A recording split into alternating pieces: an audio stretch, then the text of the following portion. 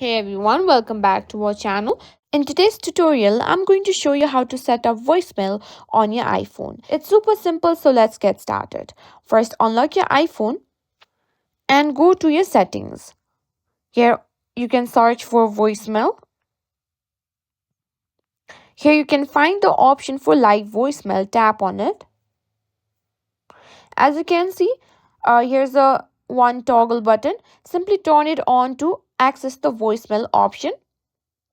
Now that your voicemail is set up, you can start receiving messages. To check your voicemail, just tap on the voicemail tab in the phone app and you'll see a list of messages. Tap on any message to listen.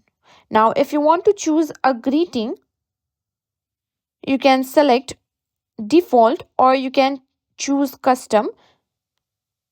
You can simply tap on record to start recording your greeting. Once you're happy with it, tap on stop and then on save.